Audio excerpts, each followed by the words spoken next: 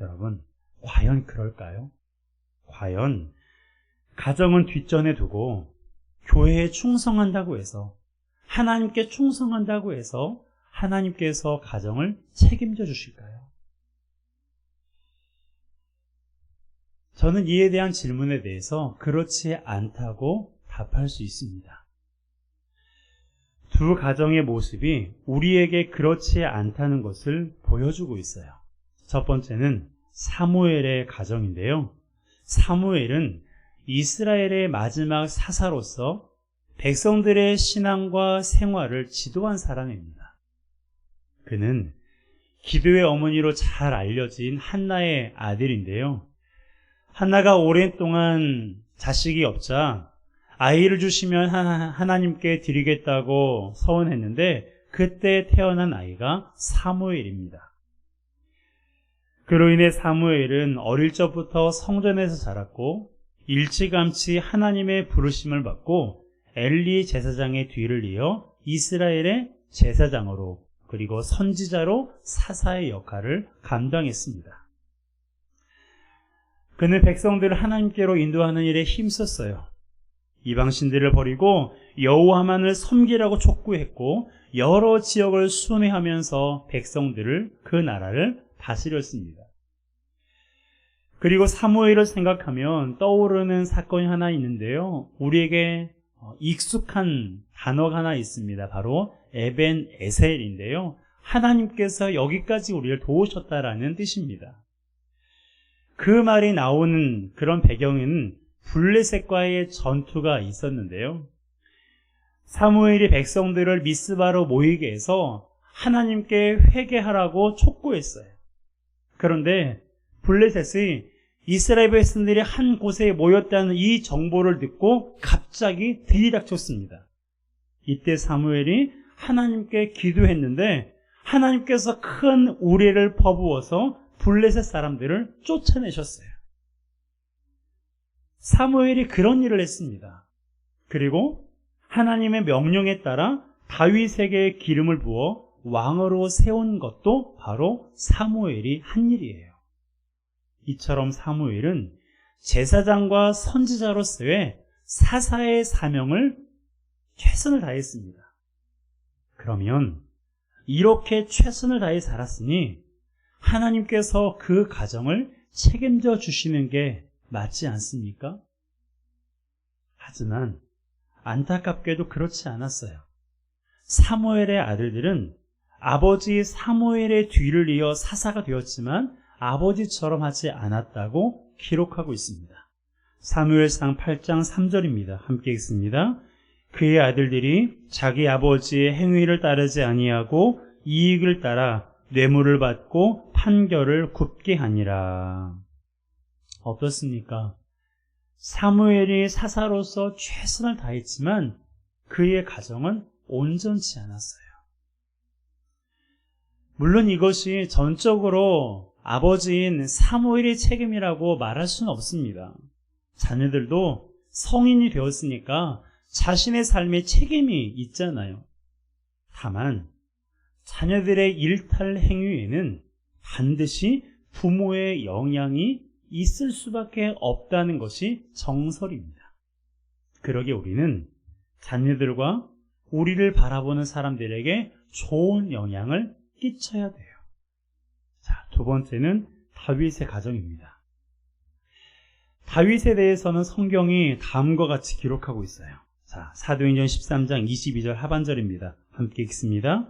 내가 이새의 아들 다윗을 만나니 내 마음에 맞는 사람이라 내 뜻을 다 이루리라 하시더니. 그렇습니다. 다윗은 하나님 마음에 맞는 사람이에요. 개역 한글 버전에서는 하나님의 마음에 합한 사람이다 라고 기록하고 있습니다. 하나님 마음에 쏙 드는 사람이었어요. 여러분에게도 마음에 쏙 드는 사람 있으세요? 다윗이 하나님께 그런 사람이었어요. 다윗이 하나님께 마음에 쏙 드는 사람이었어요. 물론 다윗이 큰 죄를 범했습니다. 그런데도 그가 이런 평가를 받는 것은 하나님 앞에서 철저히 회개하고 하나님의 왕되심을 인정하며 매번 하나님의 뜻을 물었기 때문이에요. 성경을 보면 다윗은 목동으로 있을 때나 왕으로 있을 때나 하나님을 향한 마음이 변함이 없었습니다. 한결같았어요. 평안할 때만이 아니라 힘들고 어려울 때에도 항상 하나님을 의지하고 찬송했습니다. 이것이 다윗의 삶이었어요. 그러다 보니 하나님께서 다윗을 통해 사분오열된 이스라엘이 통일되는 일에도 사용하신 것을 우리가 보게 돼요. 이처럼 다윗은 왕으로서의 소임을 다했습니다. 목동으로 있을 때는 목동으로서의 소임을 다했고, 용사로 있었을 때는 용사로서의 소임을 다했고, 왕으로 있었을 때에는 왕으로서의 소임을 다했어요. 그러면 하나님께서 그 가정을 지키시는 것이 마땅하지 않습니까? 하나님께서 그 가정을 책임지시는 게 마땅하지 않나요? 그런데요, 그렇지 않아요. 다윗의 가정은요, 사무엘의 가정과는 비교할 수 없을 정도로 정말 문제가 많은 가정이었어요. 배다른 자식들이 많이 있어서 그러기도 했겠지만, 그래도 다윗의 가정이 이 정도라고 하기에는 믿기 힘들 정도였어요. 자녀 간의 갈등은 물론이고요, 살인도 있었고 강간이 벌어지기도 했고, 자녀가 아버지인 다윗을 몰아내고 왕좌를 독차지하기도 했습니다.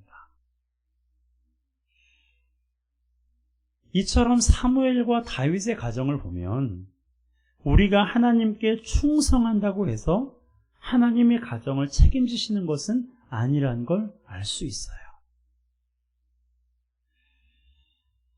이걸 보면서 어떤 분들은 하나님 참 너무하신다라고 생각할 수도 있습니다.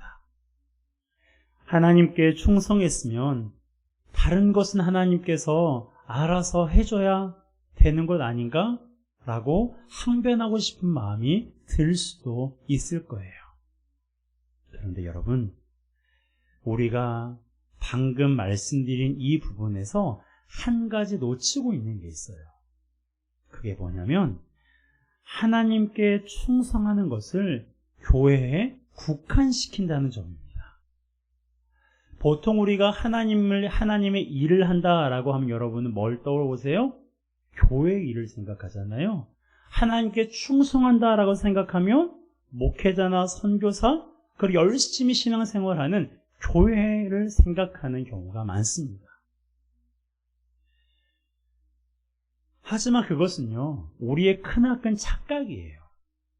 성경은 하나님께 충성하는 것을 교회에 국한시키고 있지 않습니다. 사실 성경에 교회에 충성하라는 말조차 언급하고 있지 않아요.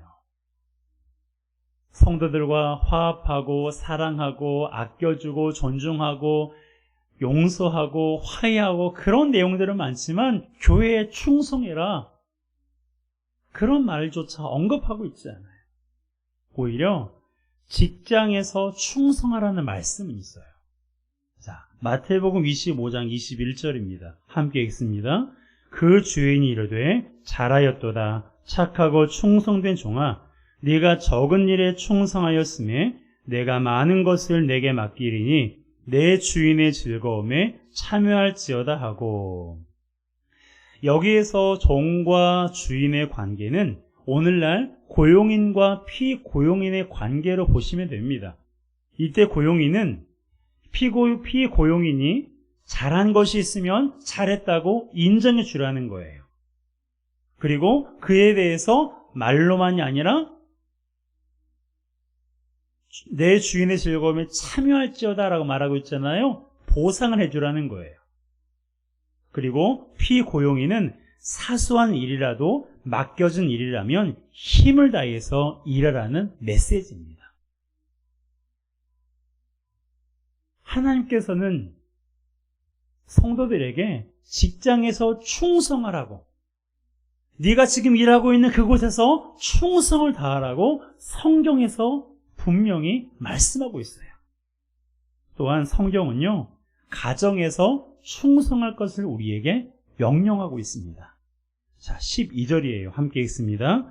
집사들은 한 아내의 남편이 되어 자녀와 자기 집을 잘 다스리는 자일지니.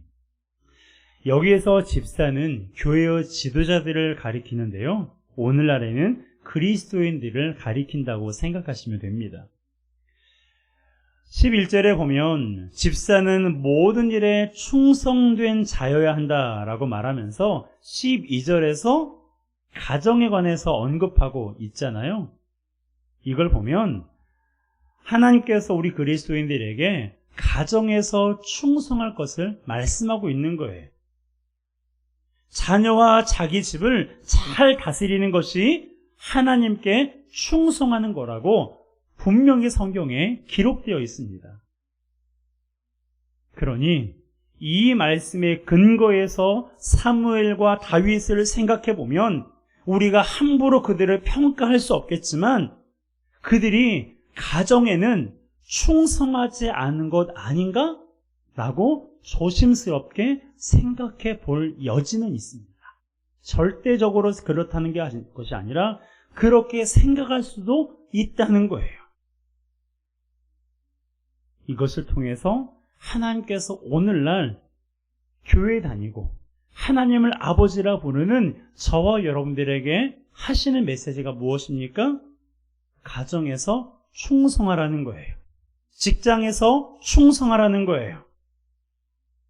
특히 남편은 아내에게, 아내는 남편에게 충성을 다할 것을 말씀하고 있습니다. 그뿐만이 아니에요. 성경은 성도가 모든 일에 충성할 것을 말씀하고 있어요. 자, 11절입니다. 함께 읽습니다. 여자들도 이와 같이 정숙하고 모함하지 아니하며 절제하며 모든 일에 충성된 자라야 할지니라. 아멘. 이것은요, 여자 직분자들에게 하는 말이에요. 1차적으로는 그들에게 하는 말입니다. 그런데 이 또한 오늘날 여자 집사님 뿐만 아니라 남자 집사님, 모든 그리스도인들에게 하시는 메시지예요. 저에게 하는 말입니다. 뭐라고요? 모든 일에 하나님께 충성된 자가 되라. 모든 일에 충성된 자가 되라고 우리에게 말씀하고 있는 거예요. 여러분, 하나님은 가정에 대해서, 직장에 대해서, 정치에 대해서, 사회에 대해서, 그리고 우리가 살아가면서 필요한 그 모든 것들을 성경에 다 기록해 놓으셨어요. 그러니 하나님께 충성하면 가정을 소홀히 할 수 있을까요? 없을까요? 소홀히 할 수 없는 거예요. 하나님께 충성하면 직장을 소홀히 할 수 있을까요? 소홀히 할 수 없을까요? 소홀히 할 수가 없는 거예요. 하나님께 충성하면요, 직장에서 요령을 피우면서 대충 일할 수가 없어요. 기질적인 부분도 있겠지만 하나님께 온전히 충성된 자는 작은 일에도 충성해요. 보잘것없는 일에, 하찮은 일에, 남이 하지 않는 일에도 충성을 다하는 거예요. 여러분, 그것이 하나님께 충성하는 것입니다. 그러니 하나님께 충성하는 것을 곧 교회에 국한시키지 않기를 바랍니다. 하나님께 충성하는 것은 가정에 충성하는 것이고, 하나님께 충성하는 것은 직장에 충성하는 것이고, 하나님께 충성하는 것은 대한민국 국민으로서의 4대 의무를 적극적으로 지켜야 되는 거예요. 그것이 바로 하나님께 충성하는 것입니다. 여러분, 하나님께 충성할 때 하나님께서 우리의 삶을 어떻게 하실까요?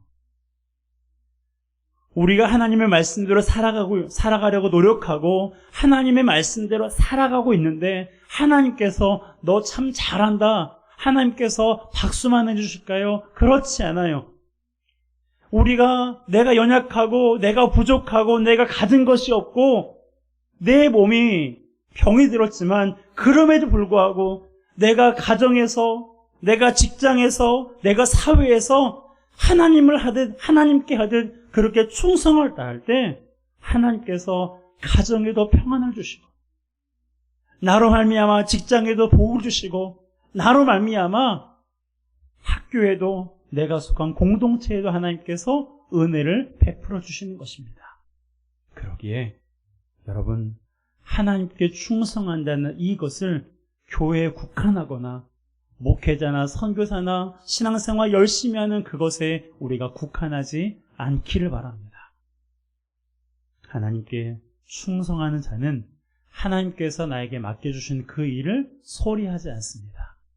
여러분, 학생은 학생으로서의 공부를 하고, 직장인은 직장인으로서의 일을 감당을 하고, 가정주부는 가정에서 또한 해야 될 일이 있고, 여러분, 하나님께서 우리가 살아가는 이 땅에서 여러분에게 어떤 역할을 맡기셨습니까? 저는 가정에서는 남편의 역할, 아빠의 역할을 맡았고요. 교회에서는 목사의 역할을 맡았어요. 그리고 노회와 시찰에서는 시찰 서기로서의 책무를 맡았고요. 그리고 매일 아침에는 빵을 전달하는 그런 역할을 맡았어요. 여러분, 하나님께서 우리에게 주신 그 일을 통해서 하나님은 우리가 충성된지 그렇지 않은지를 보고 싶어 하세요. 지금 내가 하고 있는 그 일이 다른 사람들 보기에 미비하고 하찮은 일처럼 보이지만, 내가 그 일을 하나님께 하듯 충성되게 감당할 때, 아까 우리가 보았잖아요. 적은 일에 충성하면 많은 것을 우리에게 맡기시는 분이 바로 우리 하나님 아버지십니다. 그러니 내가 하고 있는 일, 그것은 내가 선택한 일이 아니 바로 하나님께서 나에게 주신 일, 하나님께서 나에게 하라고 하신 일이라는 사실을 기억하며 그 일을 통해 하나님께 충성하는 우리 모두가 되시기를 주님의 이름으로 축복합니다. 주님의 이름으로 축복합니다. 하나님께 충성할 때 하나님께서 우리의 가정, 우리의 교회, 우리의 직장, 우리의 학교, 우리가 머물고 있는 그 모든 곳 가운데 하나님께서 은혜를 베푸실 것입니다.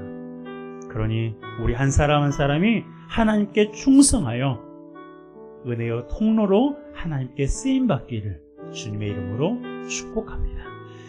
이 시간 우리 함께 찬양하겠습니다. 너 어디 가든지